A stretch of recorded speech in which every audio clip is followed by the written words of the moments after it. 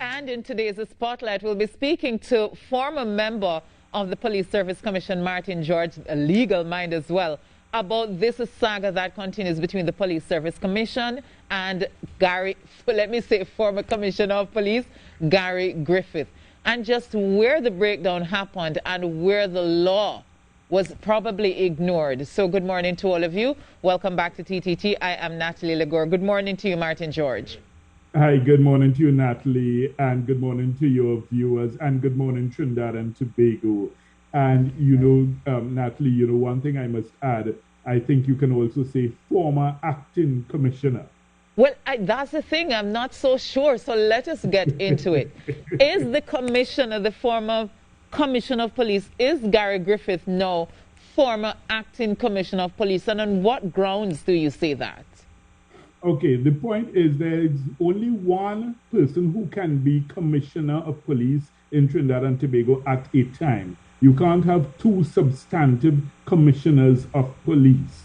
If it is that there's no substantive commissioner of police and you appoint someone to act, then that person at the time of the acting would be the acting commissioner of police. You can't have two acting commissioners of police. And right, that's where I think the commissioner, the PSC erred and got it wrong from the start. Mr. George, but the commissioner does not lose his substantive title. So let us apply it to the acting commissioner. Which law school you went to determine that? No, what I'm saying... Because you see, that's the issue. Because what substantive rank does Mr. Griffith hold within the police service? Could you tell me? I'm really not sure. I would think it's a SRP, considering that he's not a part of the police service. If that's the case, then he doesn't have any substantive rank, not even as a deputy commissioner of police or anything of the sort. So therefore, if it is that he's no longer commissioner of police, then the question would be that if it is that they sought to put him as acting commissioner, which we now know clearly they had no power to do, because that's what they basically, the opinion of former Justice Lord Ralston Nelson said. So therefore, it's clear that there was no power within the PSC to do that. So therefore, they were wrong ab initio. And that's why I said last time I was on the show, I don't know why they even embarked on that frolic of their own when they had 3 substantive DCPs whom they could have appointed. So they're the ones who created this whole Pandora's box. Martin George, let me play devil's advocate. Do you believe that there is something sinister going on between Gary Griffith and the Police Service Commission? At least let's just say the chairman, why we saw him without a contract from the Ministry of National Security being appointed acting commissioner of police, even though he has, as you say, no substantive role within the police service. No, what I said is he doesn't have a substantive rank, say, for instance, of deputy commissioner or anything of the sort. And, I mean, of course, there's clearly something sinister going on as to who the players are and whom the main architect of this all is. I think it's bigger forces at play than may appear on the surface, Natalie. And I mean, I don't want to condescend to any more particulars, but trust me, I can tell Trinidad and Tobago, all is not what it seems on the face of it. You look back to that hastily drafted and crafted legislation in June, and you begin to unravel the threads, and you follow the breadcrumbs, follow the trail of breadcrumbs, and you see where it leads. Where does it lead?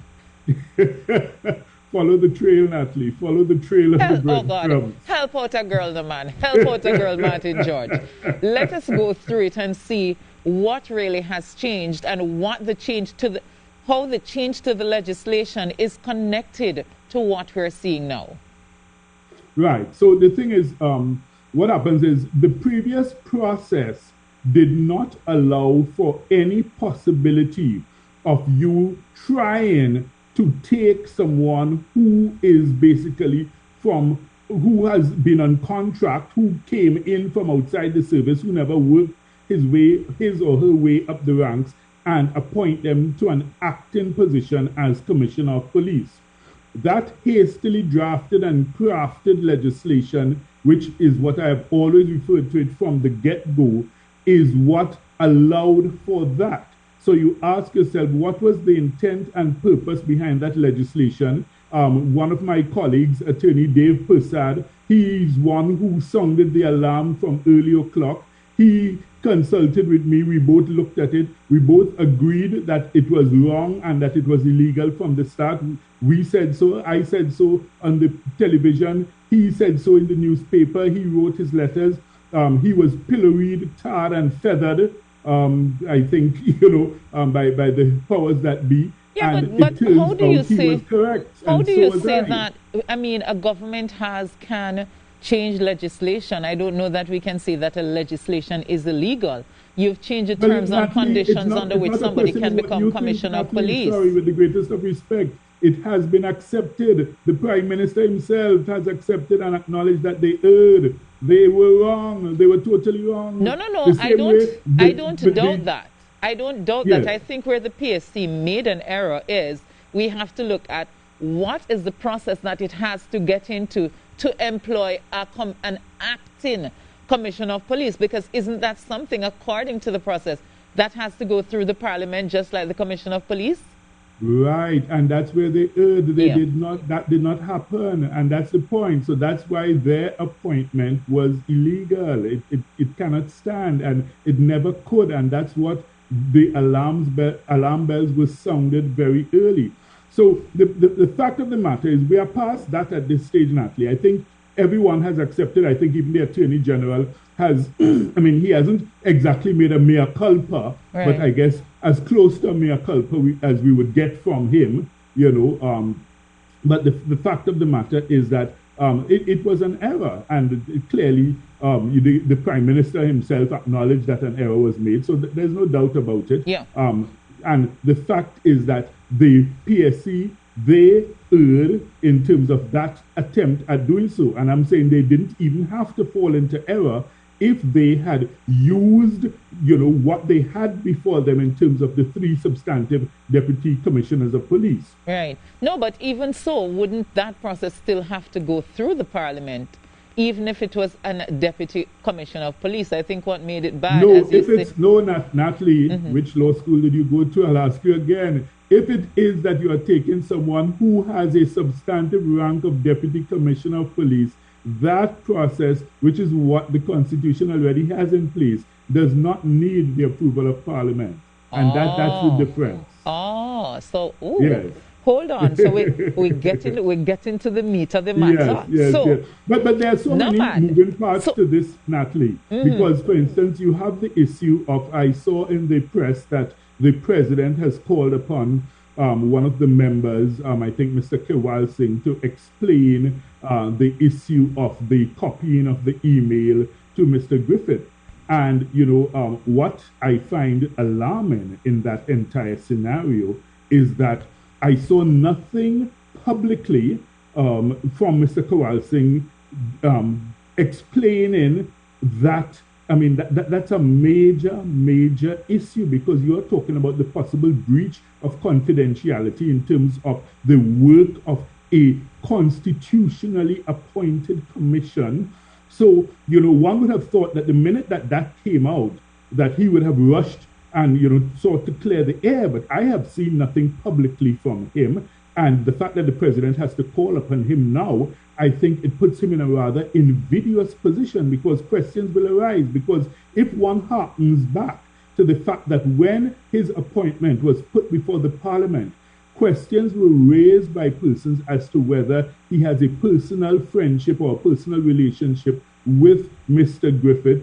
And, the issue was canvassed loudly, and people said, well, hey, listen, there may be something here that has the potential to create either a conflict or to compromise a situation if it is that you are personal friends in that manner.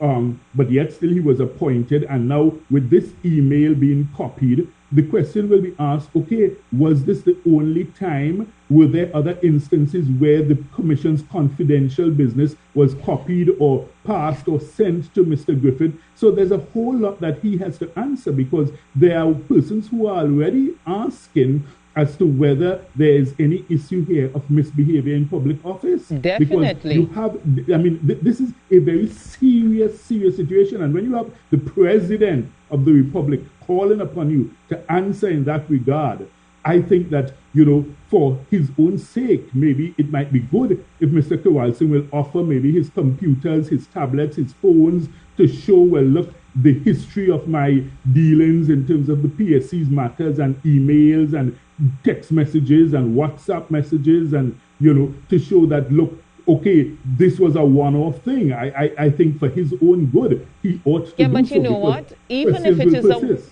if it is a one-off thing, a breach is a breach is a breach. You know what I mean? That's but the point. Don't you think that the Commissioner, Bliss Sipasad, also has a responsibility to come out and say to the public what has happened? Because all of this chaos and confusion is happening while she is Commissioner. She has the most power not just Commissioner, on that she's bench. Chairperson. Chairperson, sorry. She has the most power sitting right there, and this has happened under her, and I haven't heard nary a word. I feel like Jennifer Batiste this morning. Nary a word since she took up the post. And, you know, the alarming thing is that it appears that persons are still intent on trying to cling to power in a scenario where they have lost all moral authority to continue to even sit in those positions. And it is, you know, one has to ask oneself at some point, do I continue to stay here and do further damage to the institution and to this constitutionally appointed body, or do I do the honorable thing and step down? Because it is just dragging it out. And I think at some point the president is going to have to take a decision, you know, regardless of whether someone might be known to you or might be your friend. The point is the nation's, you know, integrity is at stake here. And I think at some point hard decisions need to be taken. In other words, if someone doesn't want to jump, maybe you have to give them a push. So you believe the president at this point, the honorable thing. Let me get it. So Martin, you believe the president at this time should ask for the resignation of the rest of the people on the commission? Well, ask is even polite. I would demand, and there's precedent for that. We've had it happen before where, if you recall, former chairman Nizam Mohammed, when there was the imbroglio in Parliament where he made certain very divisive statements that persons found to be, you know, bordering on, you know, either race baiting or, you know, maybe outright, you know, race, you know, tampering. And, you know, definitely race baiting about the police service and who is East Indian, who is African. The president demanded his resignation. Yeah, but tell me now, Martin George, what do you think should happen next? Because we're at the point where we've gone through all the legalese in terms of what happened, who we think is responsible, who probably committed misbehavior in public office. What should be the next step to fix this entire thing? Well, the thing is, what I think should not happen is that the two remaining commissioners ought not to remain there at all, not a minute beyond today. They ought to do the honorable thing. The commission has already imploded. There's no way that the authorities could ever seek to hold up this, you know, tarnished and sullied image of what remains of the shadow of a commission and tell the public, okay, we're just going to add 3 more members and, you know, make it whole again. No, you don't. The Bible tells us you don't put old wine into new skins. Right. You don't put new wine into old skins. So therefore, if it is that you have a situation where persons have, you know, basically created this imbroglio, you can't allow them to continue, because I saw that there's an attempt to revive a notification from last year for Mr. Vincel Edwards to be appointed, and it looks like they're trying to basically clean up the mess and try to, you know, foist new members on the public and say, well, look, we're adding the rest of members and the commission continues. No, but it cannot. But let me ask you something. They must go. That's the bottom line. Let me ask you, Martin George, we have McDonald Jacob acting as Commissioner of Police now. If we end up with the resignations of these people, would the appointment that he was given still stand, considering the circumstances under which he was given it? Well, that's the next thing, and this is another issue that they themselves have now created, because from the last appointment, from what we've been told, it was supposed to last until I think sometime in October. So the question would be, what happens then when that appointment expires? What do you have? Who do you have in charge of the police service? And I mean, this mess is their baby. They are the ones who created it. And, you know, they have to man up and face responsibility, face the public. And, you know, I mean, I think they ought to apologize, quite frankly, for the embarrassment. We are the laughing stock of the region. My friends all across the Caribbean keep calling me. People internationally are calling me about this, you know. So it's not a simple mess that they've created. It's a whole heap of a mess. Yeah. You know, and so, the fact of the matter is that the only way you can look at it now is, I think, even the entire recruitment process has been tarnished by, you know, it's basically like, you know, you take a nice white clean tablecloth and you come there with grubby mud-stained fingers and you hold it all over. The only thing you have to do, you have to start over, you have to go and wash it all over again, or get a new tablecloth. Let's work with that theory. If we have to start over, it means that we're going to be without a police service commission. So it means that we have to start from the president appointing some people, get that in place, have to go to the parliament, and all in this time, I don't know how long it would take. We might be without a substantive commissioner of police and acting commissioner of police. So this is not going to end anytime soon, is it? It's not. It's not. It's not. It's not. But the fact of the matter is, you know, when you look at the Police Service Commission now and you ask yourself, what is the Police Service Commission at this point?